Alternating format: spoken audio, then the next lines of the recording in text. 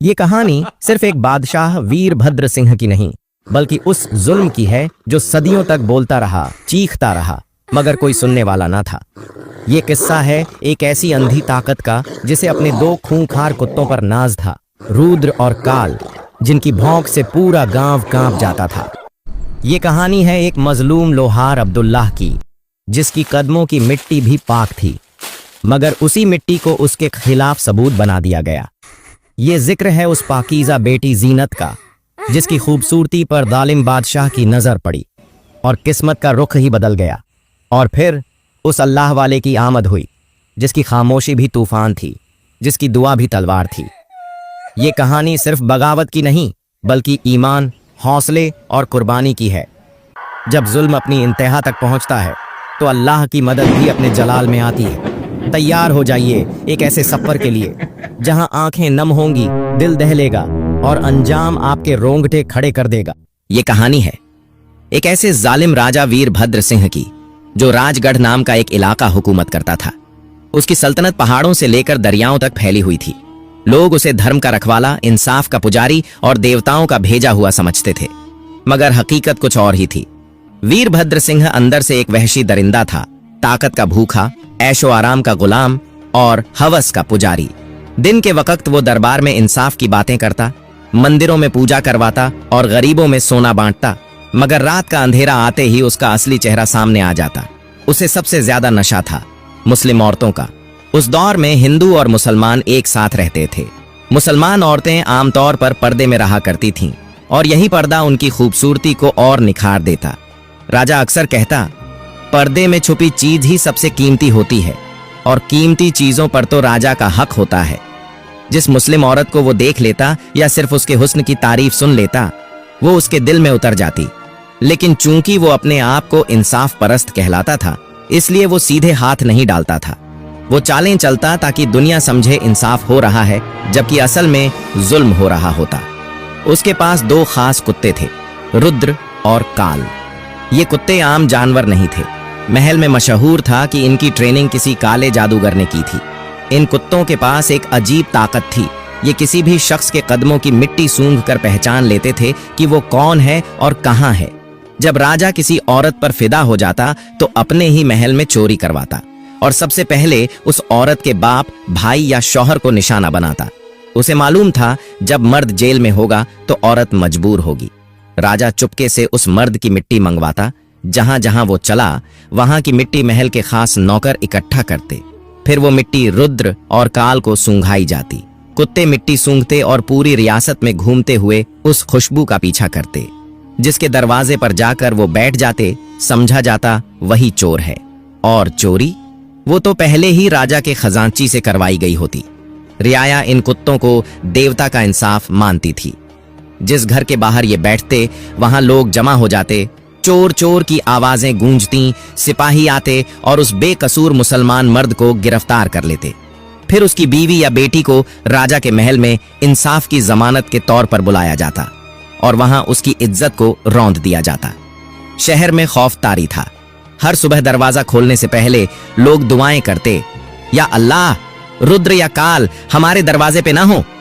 माएं बच्चों को सुलाते हुए कहती, सो जाओ वरना काल आ जाएगा। रुद्र और काल इंसाफ के नाम पर दहशत का दूसरा नाम बन चुके थे। शहर की मस्जिदों में अजान तो होती थी, मगर नमाजियों की आंखों में आंसू होते। लोग दिल में दुआ करते, जुबान खामोश रहती। राजगढ़ का हर बशिंदा जानता था कि राजा का इंसाफ बस एक नकाब है, जिसके पीछे छुपा है एक हैवान। एक रोज दरबार में बैठा राजा आंखें बंद करके बोला, मुझे एक नई खूबसूरती दिखाओ, पर्दे में छुपी हुई, शर्म से लाज भरी, जो मेरी सल्तनत की शान बन सके। वजीर ने धीरे से कहा, हुजूर, शहर के पश्चिमी किनारे पर एक लोहार रहता है, अब्दुल्ला। उसकी बेटी, बस एक बार देख लीजिए, चांद भी शर्मा जाए। ये सुनते ही राजा के होंठों पर वही शैतानी मुस्कुराहट फैल गई। अब्दुल्ला, अच्छा, रुद्र और काल को उसकी मिट्टी सूंघाओ। कल हमारे महल से हमारे पूर्वजों की तलवार चोरी हो जाएगी। वो तलवार जिसने हमारी सल्तनत की नींव रखी थी। जिसने चुराई है उसने हमारी इज्जत पे वार किया है, और हमें इंसाफ करना है, राजगढ़ का इंसाफ। वजीर ने सर झुका लिया। रुद्र और काल तैयार कर दिए गए। रात को अब्दुल्ला की दुकान के सामने से उसके घर के आंगन की और मस्जिद के बाहर की मिट्टी चुपचाप इकट्ठा कर ली गई। अब उन्हें सिर्फ खुशबू का पीछा करना था, और वो खुशबू थी अब्दुल्ला की। राजगढ़ की सुबह हमेशा की तरह हल्की धुंध में लिपटी हुई थी, लेकिन आज फिजा में अजीब सा सन्नाटा था। महल के दरवाजे खुल चुके थे। 2 खास सिपाही अपने घोड़ों पे सवार और उनके साथ रुद्र और काल। फिर वजीर ने ऐलान किया कि रात महल से बादशाह के पुरखों की तलवार चोरी हो गई है। जिसने भी ये तलवार चुराई है उसने हमारी सल्तनत पे वार किया है, लिहाजा उसको मौत की सजा दी जाएगी। फिर सबके सामने चोर के कदमों की मिट्टी तलाश की गई। महल के अंदर जैसे ही वो मिट्टी दोनों कुत्तों के सामने रखी गई, जो रात भर चुपके से अब्दुल्ला के घर के आसपास से इकट्ठा की गई थी, तो दोनों के नथुने फड़क उठे और फिर उनकी आंखों में आग सी जल उठी। काल ने एक चीख जैसी भौंक मारी और रुद्र दौड़ पड़ा। महल के दरो दीवार कांप उठे। वजीर, दरबारी, महल की रानियां सब सहम गए। बादशाह अपने तख्त पे बैठा मुस्कुरा रहा था, जैसे कोई शिकारी अपने जाल में शिकार को फंसता देख रहा हो। 50 लोगों का तमाशाबीन झुंड तैयार खड़ा था, जो हर बार इन कुत्तों का इंसाफ देखने निकलता था। सबके सब हाथ बांधे, आंखों में तजस्सुस लिए पीछे पीछे चलने लगे। रुद्र और काल आगे बढ़ रहे थे। पूरे गांव की गलियों में एक एक दरवाजे पे जाकर सूंघते, फिर आगे निकल जाते।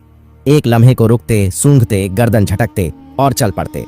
एक बूढ़ी हिंदू औरत दरवाजे से झांक के बोली, हे देवताओं, हमारे घर मत आना। ये कुत्ते इंसाफ तो करते हैं मगर रहम नहीं करते।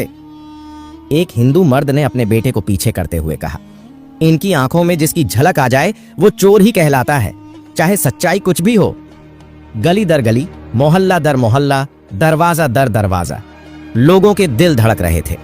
हर बार जब रुद्र किसी दरवाजे पे सूंघता, लोग सहम जाते। किसी की सांस थम जाती, किसी का दिल बैठ जाता, मगर वो कुत्ते एक लम्हा रुकते और फिर आगे बढ़ जाते। एक दरवाजे पे एक औरत ने चुपके से झांकने की कोशिश की। काल ने तेजी से उसकी तरफ देखा। वो डर के मारे दरवाजा बंद करके पीछे हट गई। वजीर ने सर झुका के कहा, महाराज, आज तो ये कुत्ते पूरा राजगढ़ घुमा देंगे। बादशाह ने नरमी से कहा, ये खेल लंबा ही अच्छा लगता है वजीर। गांव का हर घर खौफ में डूबा हुआ था। हिंदू, मुसलमान, सब चुप, सब तमाशबीन। सब जानते थे कि जिसके दरवाजे पे ये कुत्ते बैठ गए वही चोर कहलाएगा, चाहे वो बेकसूर हो, इबादत गुजार हो या खुदा का वली। लोग सोचने लगे, आज किसकी बारी है, किसकी जिंदगी बर्बाद होगी, किसका सुकून छिन जाएगा। कुत्ते किसी एक दरवाजे पे भी ना रुके। पूरा मोहल्ला घूम चुके थे, लेकिन मंजिल नहीं मिली थी। वजीर ने आगे बढ़ के कहा, महाराज, कहीं देवताओं की मर्जी बदल तो नहीं गई।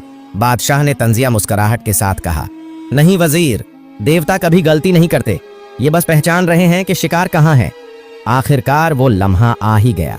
रुद्र ने एक गली के मोड़ पे आकर रुकने का इशारा दिया।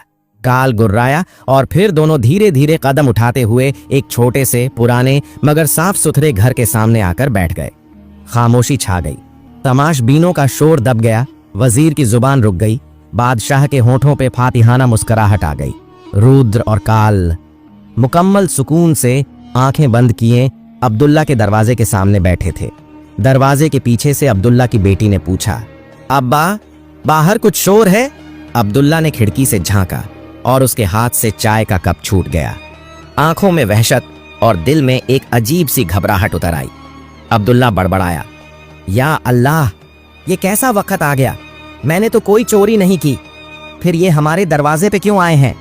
उसकी बीवी ने कुरान उठा के कसम खाई, अल्लाह गवाह है, हमने कभी किसी का हक नहीं मारा, फिर ये कैसा इंसाफ है? सिपाहियों ने अब्दुल्ला को बाजुओं से पकड़ लिया। वो चीखा, मैं बेगुनाह हूं, मैंने कुछ नहीं किया, अल्लाह की कसम मैं चोर नहीं हूं। गांव वाले बस तमाशा देख रहे थे। किसी में हिम्मत नहीं थी कि बादशाह के हुक्म पे सवाल उठाए। अब्दुल्ला की बीवी और बेटी जैनत झार झार रोने लगी, लेकिन सिपाहियों को जरा सा भी रहम नहीं आया। अब्दुल्ला को हथकड़ियां पहना दी गईं और पूरे गांव के सामने उसे घसीटते हुए महल की तरफ ले जाया गया। जैनत और उसकी मां को भी कैद में डालने का हुक्म आया। महल में पहुंचते ही एक फैसला सुनाया गया। चोर अब्दुल्ला को शाही कैद खाने में डाला जाए और उसकी बेटी जैनत, जो बेहद हसीन है, उसे शाही हरम में रखा जाए। ये सुनकर अब्दुल्ला की बीवी का कलेजा फट गया। हमें क्यों सजा दी जा रही है? हमारी बेटी की इज्जत को क्यों निशाना बनाया जा रहा है? लेकिन बादशाह वीरभद्र सिंह जो पहले ही जैनत की खूबसूरती की कहानियां वजीर से सुन चुका था, दरअसल अंदर ही अंदर यही चाहता था कि किसी भी तरह जैनत को महल में लाया जाए। जैनत को महल के अंदरूनी हिस्से में ले जाया गया, जहां बादशाह ने उसके लिए अलग कमरा तय कर रखा था। वो चीख रही थी, मेरा अब्बा बेगुनाह है, हमें क्यों कैद किया जा रहा है? लेकिन महल की दीवारों में इंसाफ की कोई सदा नहीं थी, वहां सिर्फ ताकत बोलती थी। दूसरी तरफ रात का वक्त था, चांद आसमान पर तन्हा खड़ा था और अब्दुल्ला की बीवी को बादशाह ने कैद से रिहा कर दिया, क्योंकि वो तो अब बादशाह के किसी काम की नहीं रही थी। वो अकेली एक सफर पर निकल पड़ी। उसे एक अल्लाह वाले का पता था, जो दूर पहाड़ों के पार एक वीराने में रहते थे। लोगों का कहना था कि वो अल्लाह के नेक बंदे हैं, जो जुल्म के आगे कभी नहीं झुकते। वो चलती रही। रास्ते में कांटे थे, पैरों में छाले पड़ गए थे, मगर जुबान पर सिर्फ एक दुआ थी, या अल्लाह, मेरे शौहर को रिहा कर दे, मेरी बेटी की इज्जत बचा ले। उसकी आंखों से आंसू बहते रहे और जब वो अल्लाह वाले की झोंपड़ी तक पहुंची तो दरवाजे पर गिरकर बेहोश हो गई। अल्लाह वाले ने दरवाजा खोला और जैसे ही उसकी हालत देखी, फौरन पानी के छींटे मारे और अपने हाथों से उठाया। जब वो होश में आई तो बस रोती रही, बाबा जी, मेरे शौहर को जालिम बादशाह ने कैद कर लिया है और मेरी बेटी को अपने महल में रख लिया है। हमने कुछ नहीं किया, हमें बचा लें। अल्लाह वाले की आंखों में एक रोशनी चमकी। वो बोले, बेटी, अब वो वक्त आ चुका है जब जुल्म को जवाब मिलेगा। अगली सुबह जैसे ही सूरज की किरणें निकलीं, वो अल्लाह वाला अपने छोटे से झोंपड़ी से निकल पड़ा। पहाड़ों से नीचे उतरते हुए उसने वीरभद्र सिंह के इलाके की तरफ रुख किया। हर गांव, हर दरवाजे पर दस्तक देता और हर जगह एक ही बात कहता, कब तक डर डर के जियोगे? कब तक अपनी बेटियों की इज्जतें लुटती देखोगे? कब तक ये जुल्म सहते रहोगे? अगर आज ना उठे तो कल तुम्हारी आने वाली नस्लें भी इसी गुलामी में झेंगी। उसका चेहरा नूरानी था, बातों में आग भी थी और ऐसी नरमी भी जो सीने के पत्थर को भी मोम बना दे।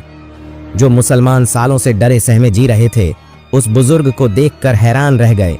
जो नौजवान कल तक खामोश थे, आज अल्लाह वाले के कदमों में बैठकर पूछने लगे, हम क्या कर सकते हैं बाबा जी?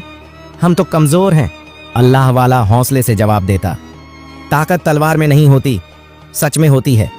जब तुम सच के लिए खड़े हो जाओगे तो अल्लाह तुम्हारे साथ खड़ा होगा। वो बच्चों को कुरान पढ़ाता, औरतों को हिम्मत देता, मर्दों को इत्तेहाद और भाईचारे का पैगाम देता। हर गांव के चौराहे पर उसकी आवाज गूंजती, तुम गुलाम पैदा नहीं हुए हो, तुम वो हो जिनके बाप दादा ने बादशाहों के ताज उतारे थे। कुछ ही दिनों में माहौल बदलने लगा। लोग एक दूसरे के घर जाकर उसकी बातें दोहराने लगे। दुआओं की महफिलें होने लगीं। वो चेहरे जो डर से झुके हुए थे, अब ऊपर आसमान की तरफ देखने लगे। जीनत की कहानी हर जबान पर थी और अब्दुल्लाह के साथ हुए जुल्म पर लोग अंदर ही अंदर उबलने लगे थे। हर गांव में जागने की चिंगारी भड़क चुकी थी। उधर महल में वीरभद्र सिंह अपने वजीरों से हिसाब किताब ले रहा था जब एक खुफिया सिपाही भागता हुआ आया। बादशाह सलामत, एक बुजुर्ग आया है आपके इलाके में। लोग उसे अल्लाह वाला कहते हैं। वो गांव गांव घूम रहा है, लोगों को आपके खिलाफ भड़काता है। बादशाह की आंखें गुस्से से लाल हो गईं। कौन है ये गुस्ताख? क्या इसे नहीं पता कि मेरे खिलाफ जुबान खोलने का अंजाम क्या होता है? उसने फौरन एक खास टुकड़ी तैनात की। इस बुजुर्ग को जिंदा मेरे सामने लाओ। उधर अल्लाह वाला उस वक्त भी गांव के चौराहे पर बैठा लोगों को सच बता रहा था। लोग उसके चारों तरफ यूं बैठे थे जैसे किसी रेगिस्तान में पानी का चश्मा मिल गया हो। तभी सिपाही उसे घेर लेते हैं। तू ही है ना जो लोगों को उकसा रहा है बादशाह के खिलाफ? अल्लाह वाला हल्का मुस्कुराया। मैं सिर्फ सच बोल रहा हूं। अगर सच बोलना जुर्म है तो हाँ, मैं जुर्म कर रहा हूं, मगर याद रखना, तुम मेरे जिस्म को कैद कर सकते हो, मेरे पैगाम को नहीं। सिपाही उसे बेड़ियों में बांध कर ले गए। जाते जाते उसने सिर्फ इतना कहा, अब ये तुम पर है, जुल्म के खिलाफ खड़े हो या फिर अपने जमीर को हमेशा के लिए दफन कर दो। उसकी गिरफ्तारी जैसे पूरे इलाके में आग की तरह फैल गई। बुजुर्ग रोने लगे, नौजवान गुस्से से सुलगने लगे। अब्दुल्लाह की बीवी, जो अब अल्लाह वाले की शागिर्द बन चुकी थी, आसमान की तरफ देखकर बोली, या अल्लाह, अब तू ही इस जालिम के महल को गिरा दे, या फिर हमें इतनी हिम्मत दे कि हम खुद उसे जमीन में मिला दें। गांव के माहौल में उदासी के साथ साथ एक अजीब सी चिंगारी भी फैलने लगी थी। वह चिंगारी जो सालों के जुल्म की राख के नीचे दबी हुई थी, अब शोलों में बदलने को तैयार थी। सुबह सूरज निकला तो गांव की गलियां पहले जैसी खामोश नहीं थीं। हर गली के मोड़ पर लोग जमा थे। मर्द, औरतें, बूढ़े, बच्चे, सबके चेहरों पर एक ही सवाल था, अब और कितनी खामोशी। सबसे पहले मस्जिद के अंदर गांव के मर्दों ने जमा होकर एक गुप्त सलाह की। इमाम मस्जिद ने आंखों में आंसू लिए कहा, यह वह बादशाह है जो खूबसूरत चेहरों का पुजारी है, जिसे सिर्फ मुसलमान औरतों की इज्जत रौंदने का शौक है। हमारे भाई, बेटे, बाप सबको झूठे चोरी के इल्जाम में कैद किया गया और उनकी औरतों को महल में ले जाया गया। क्या हम अब भी खामोश रहेंगे? एक बूढ़ा शख्स खड़ा हुआ जिसकी आंखों में पुरानी चिंगारियां चमक रही थीं। मेरे बेटे को साल पहले कुत्तों ने सूंघ कर उठा लिया था। कहा गया कि उसने महल का सामान चुराया है, लेकिन खुदा की कसम वह बेकसूर था और मेरी बहू को महल ले जाया गया। आज तक उसका कुछ पता नहीं। एक और जवान खड़ा हुआ, उसकी आवाज में कांप थी। मेरी बीवी हलीमा को इस जालिम ने इसलिए छीन लिया क्योंकि वह खूबसूरत थी और मुझे चोरी का इल्जाम देकर कैद करवा दिया। गांव के हर मर्द ने अपनी अलग कहानी सुनाई। एक के बाद एक सच सामने आते गए। अब तक जो व्यक्तिगत दर्द थे वह सामूहिक गुस्से में बदल रहे थे। औरतें एक अलग जगह पर जमा हुईं। उन्होंने चूल्हे बुझा दिए और आंखों में आंसू लेकर कहने लगीं, हमारी बेटियों को कब तक ले जाया जाएगा? कब तक हम सब्र करेंगे?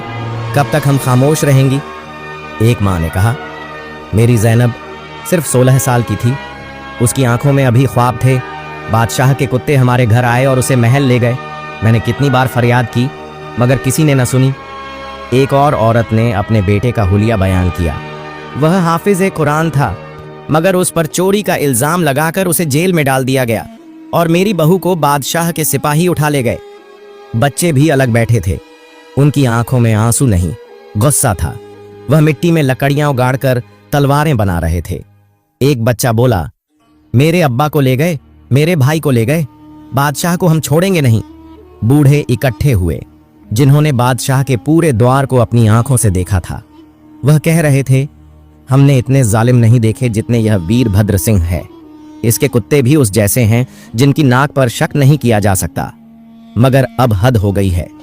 एक बुजुर्ग ने रोते हुए कहा, मैंने अपनी बेटी को महल के दरवाजे पर जाते देखा और मैं कुछ न कर सका। आज मेरी बेटी जिंदा है या मुझे नहीं पता। गांव के लोग आपस में मिलने लगे। पास के दूसरे गांवों में भी संदेश भेजे गए। हर जगह से आवाजें आने लगीं, हाँ, यहां भी ऐसा हुआ है। हमारी बेटी भी गई, हमारा भाई भी कैद किया गया। अब पूरा इलाका एक हो चुका था। बगावत की एक चिंगारी अब शोलों में बदल चुकी थी। अंदर ही अंदर एक तहरीक जन्म ले चुकी थी। रात को गुपचुप मर्दों की एक मीटिंग हुई। उनमें से एक ने कहा, हमें एक प्लान बनाना होगा। हमें महल में छुपे कैदियों को छुड़ाना होगा। हमें अपनी बहन, बीवी, बेटियों की इज्जत वापस लानी होगी। एक दूसरे ने कहा, हमें जंग लड़नी होगी। अब सिर्फ अल्लाह वाला नहीं, हम सब अल्लाह के बंदे हैं। अब हम सब उसके पैगाम को पूरा करेंगे। औरतों ने भी फैसला किया कि वे खामोश नहीं रहेंगी। बच्चों ने भी अपनी तरकीबें बनाई। सब लोग अपने अपने घरों में इकट्ठा होकर एक ही बात कर रहे थे, जुल्म के खिलाफ आवाज उठानी है। अब इस जुल्म को सहन नहीं किया जाएगा। लेकिन इस सब के बीच अल्लाह वाला और अब्दुल्ला को कैद कर लिया गया था। अल्लाह वाला जो गांव में मुसलमानों को जागरूक करने और उनके दिलों में क्रांति की आग लगाने की कोशिश कर रहा था, अब जेल की काल कोठरी में बंद था। अब्दुल्ला भी उसके साथ था। दोनों की गिरफ्तारी ने पूरे गांव को हिलाकर रख दिया था। राजा वीरभद्र सिंह, जो हमेशा अपने कुत्ते रुद्र और काल के साथ मुसलमानों को दबाने की कोशिश करता था, अब बहुत गुस्से में आ गया था। उसने दरबार में मंत्री को बुलाकर कहा, इन लोगों की जड़ को खत्म करना होगा। अगर ये अल्लाह वाला और अब्दुल्ला जैसे लोग आजाद रहेंगे तो ये मेरी सल्तनत के लिए खतरा बन जाएंगे।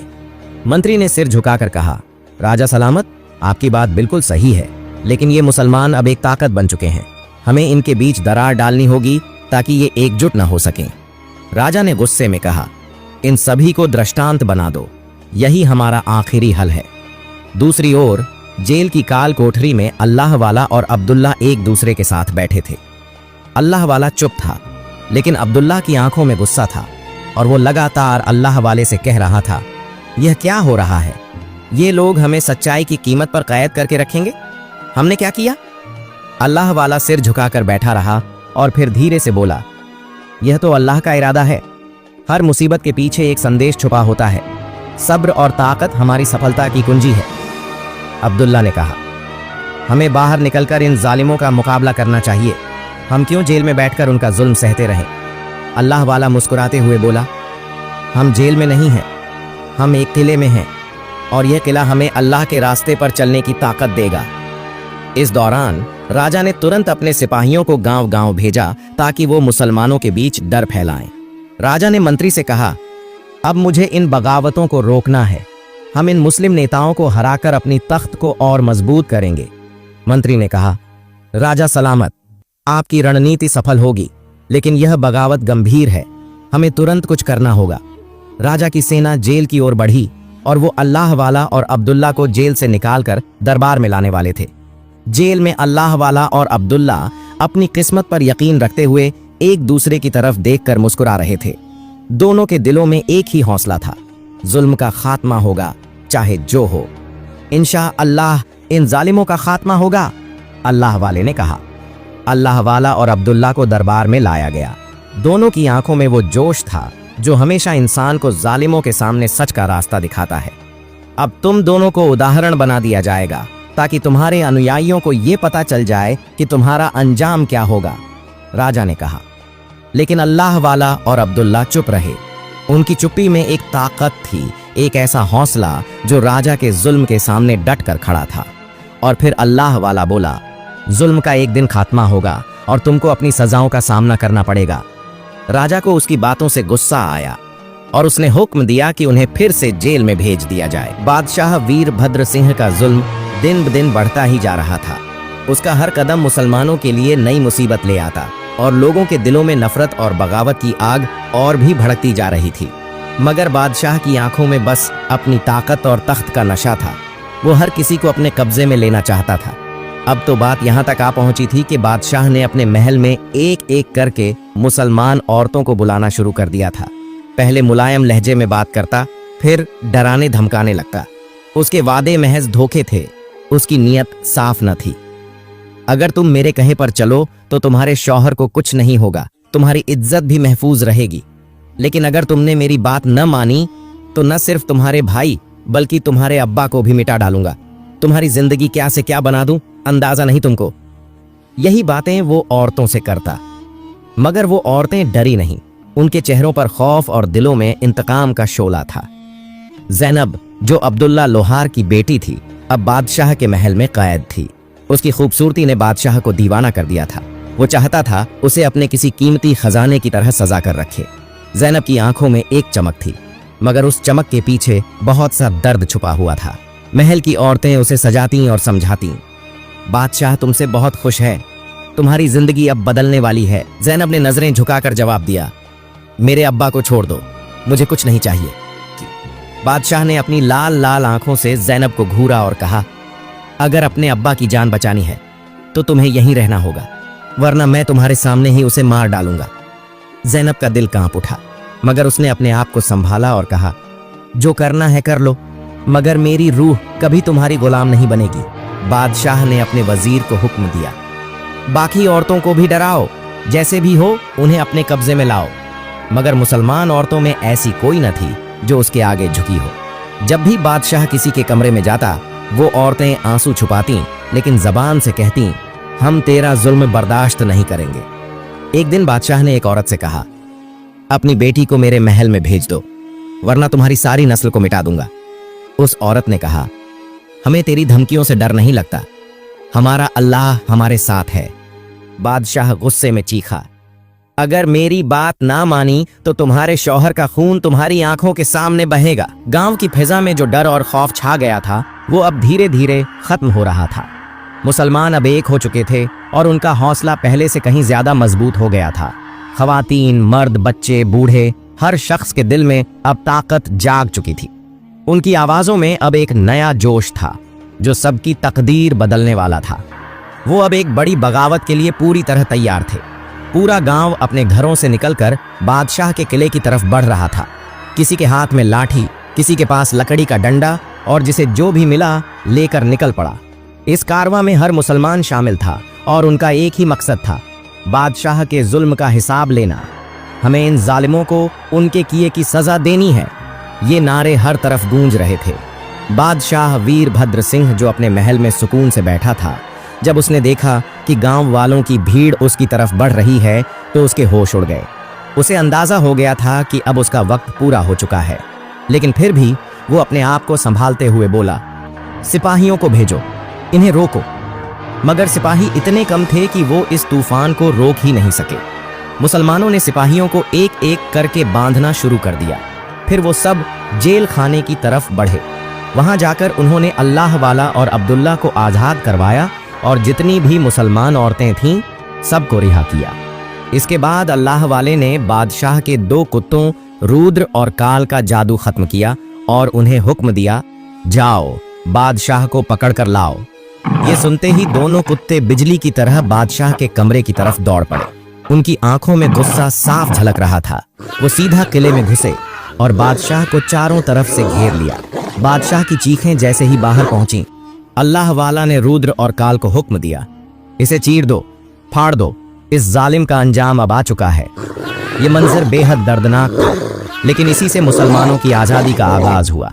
बादशाह का घमंड, उसका तकब्बुर एक पल में टूटकर बिखर गया और वो अपने ही पाले हुए कुत्तों के पंजों में मारा गया।